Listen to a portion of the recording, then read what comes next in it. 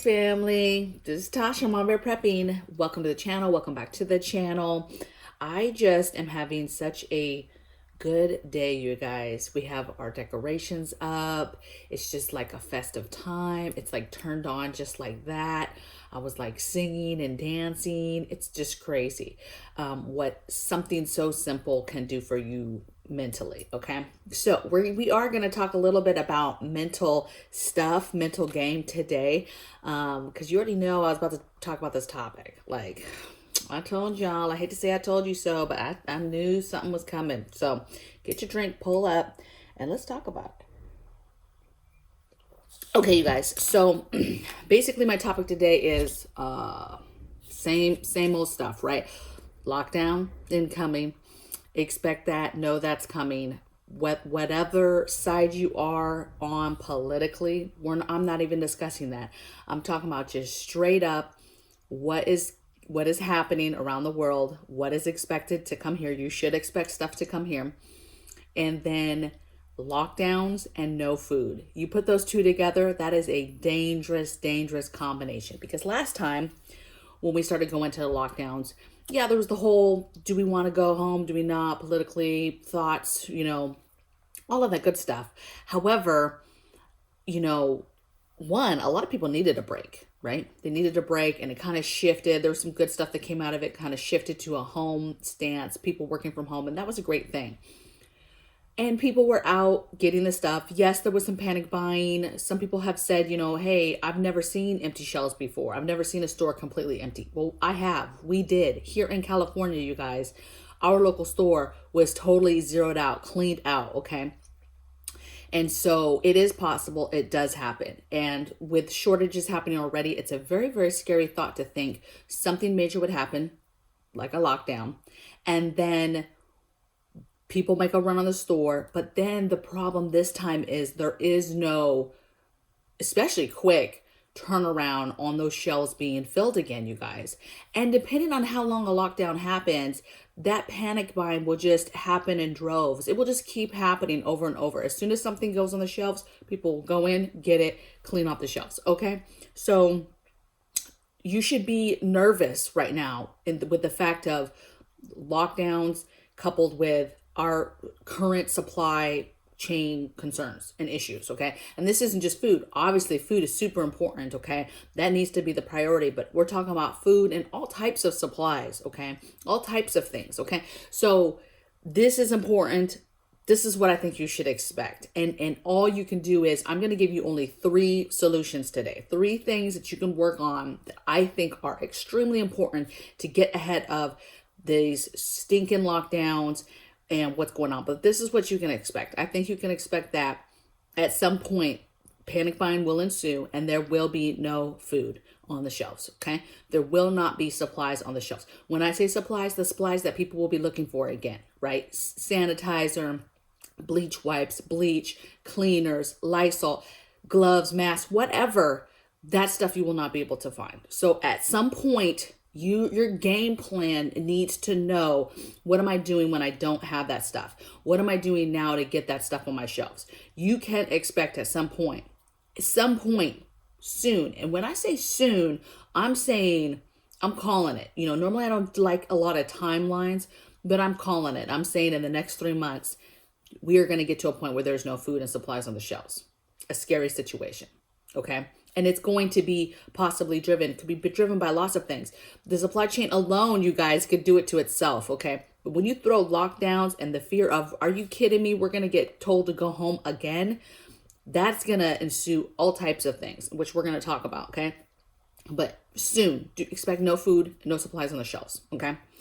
And don't expect it to just come right back once you see it leave, right? Like last time, hey, after a couple of weeks, yes, there were certain things you couldn't get, but for the most part, the other things came back. Do not expect that to happen this time, you guys, in a fast manner at all, okay? Next thing is violence. We are already seeing a huge uptick in violence. For some reason, we're not talking about this as much, but there's violence everywhere. Once in a while, something grabs the attention of the media and they'll talk about that one instance, right? Because it's so egregious. But let me tell you, crime is happening everywhere. Bold, okay? Criminals do not care. And what's crazy is it's not just your criminals. It's like average everyday people are thieving, okay, are hurting people. People's mental games are weak. And because stuff is going on, they do not know.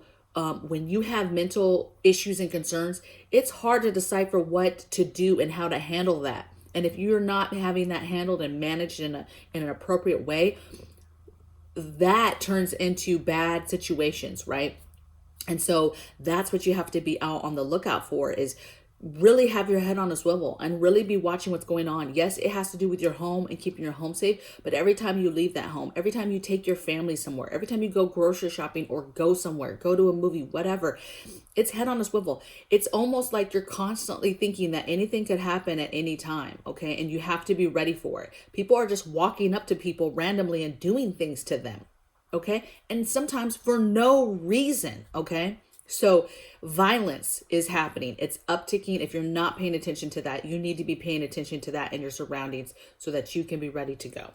The other thing is, I think we're going to see way more strikes, right? Because people are going to be standing up. People have been standing up to mandates, right? So I think you're going to see more strikes, more people standing up, more lawyers getting involved. I think you're going to see more people getting fired. Critical employment, critical jobs that we need in this country, those folks are going to continue to get fired, which is crazy to me, because how do you handle a real pandemic when you have told all your nurses and doctors to go home? You've told your EMTs to go home, your firefighters to go home, right? You're now about to tell your truck drivers that they cannot go and travel, and we're already critical time, and you're going to tell your truck drivers and stuff they can't intercross into different borders, into different states and make moves.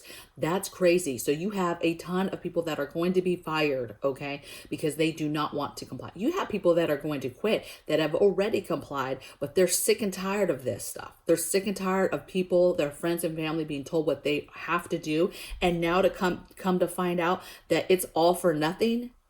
That's gotta be difficult for a lot of people in this country to understand and be hearing now that possibly all this medication and all this drama that we have put our country through, and it's not even going to help this time.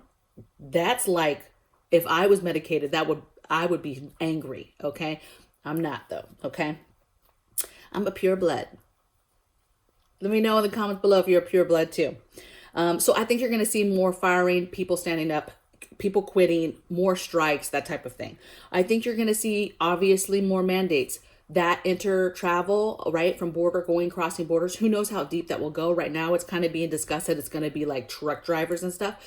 But who knows? That's something that we've been worried about. We're in the middle of getting ready to move here very soon. And to be thinking that we might not be able to cross across borders, state lines, right? Or have to take all these back dirt roads to try to make it back to where we live, right? So this is scary. This is important. And it's important that we're paying attention to these things, okay? But I think you're going to see way more mandates. I think that the agenda will still be there, that it's the unmedicated people's fault, right? It's my fault that this is happening. Don't be a dummy though, okay? Just be smart about the knowledge, that the information that you're getting, and then you're going to make for yourself your own opinions, okay? But don't put those opinions on other people. That's why it's a free country, you guys, because we can all have our own thought processes and our own freedoms to do things and make decisions for ourselves and our families, okay? And I would like that everybody respects that on both sides, right? There's nothing against anybody that has been medicated. Let those people be as well. You do what is best for you and your family, okay? Another thing is a rude awakening. This is like a scary aspect, you guys. Think about all these people that are not listening, are not seeing, are refusing to see what's going on with everything, with the food supply chain issues, with anything that is going on right now. They have huge blinders on, and there's about to be a rude awakening, because I believe that a big chunk of people are all of a sudden, regular citizens like you and me, though, that are going to start waking up and just looking around like, I can't believe this. I mean, it blows my mind how we, the people that are preparing, are still the crazy people. That's wild to me.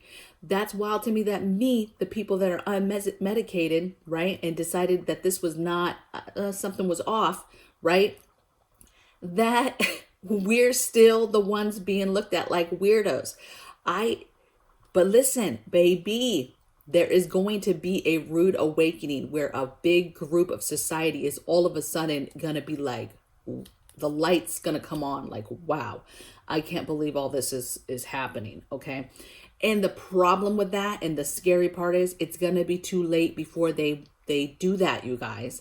And that's what leads to major chaos, a dying time, total collapse.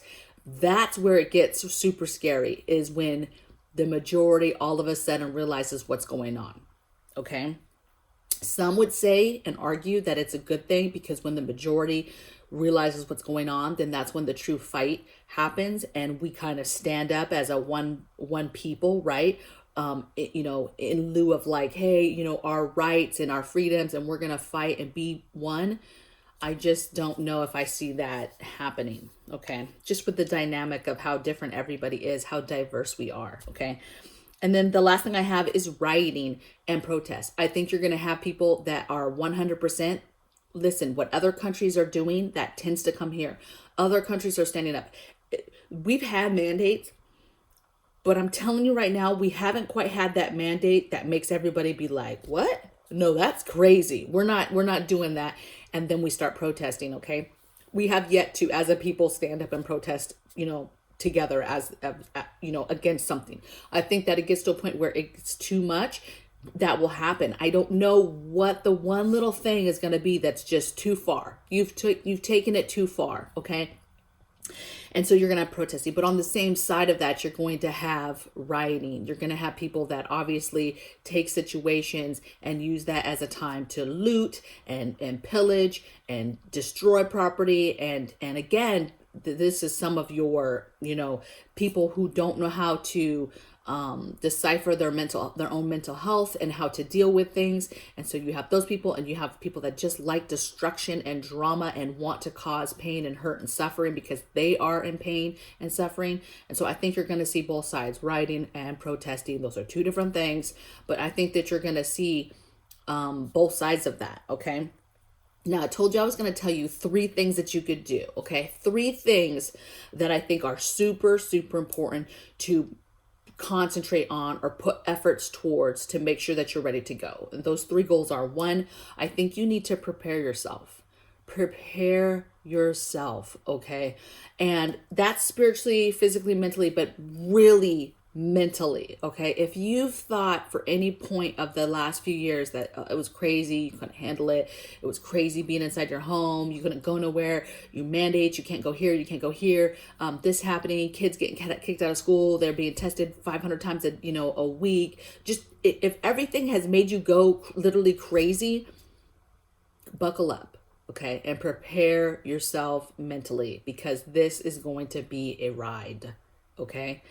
Next thing is get the supplies. You need to 100% be thinking about what do you have in your home, because at any moment, what you have in your home is what you have in your home. Whatever, there is no next time.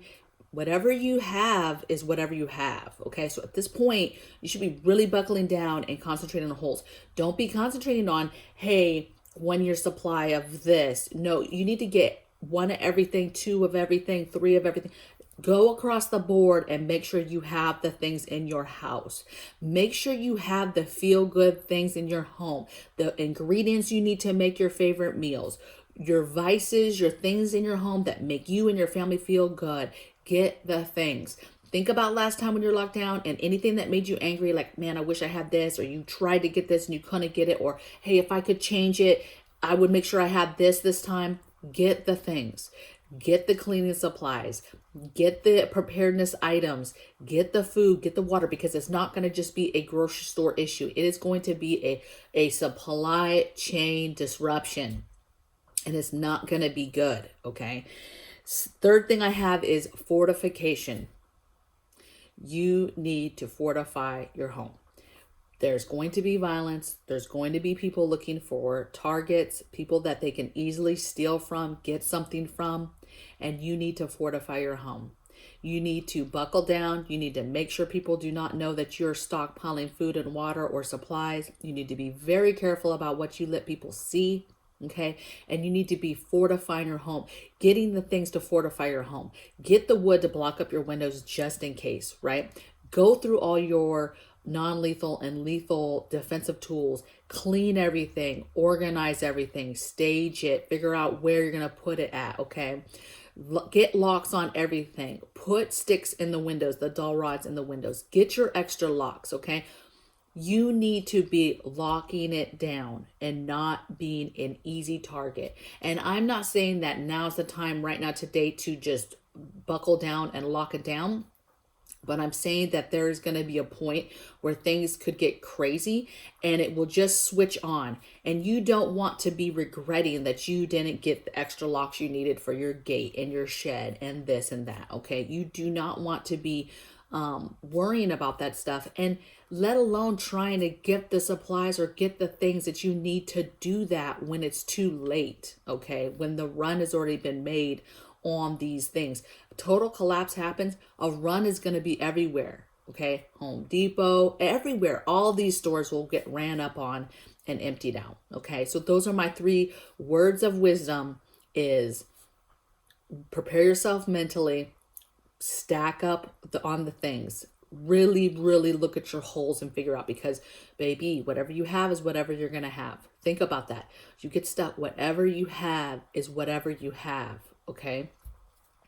And if you can't afford these fancy things, I can't afford this, I can't afford that, then figure out what you are going to use and what you are going to try to run and what you are going to try to have and what you can't afford, and get those things in your house. Okay. Because whatever you have is whatever you have. And then the third thing is think about fortification and your home. Okay. Home security. Figure it out. And I'm talking about real home security. I'm not talking about just throw a camera up and, oh, I have cameras, I'm fine. No, I'm talking about real security. Okay. Real fortification. I'm going to be doing a video. I've done a couple of videos on fortification, home defense, but I'm going to be doing a video in the next couple of days on that topic. So that you can, so that you can get, into that. Okay. And kind of just do a checks and balance on what you have for you in your home. And maybe there's something you're missing. I also like that, because then I learn from the comments below, and there's maybe something that you guys mentioned that I can add then to make my home a little bit safer or more fortified. Okay. So I hope that you guys are having a blessed holiday little season here. I am, and I'll see you guys tomorrow in the next video. Take care. Bye.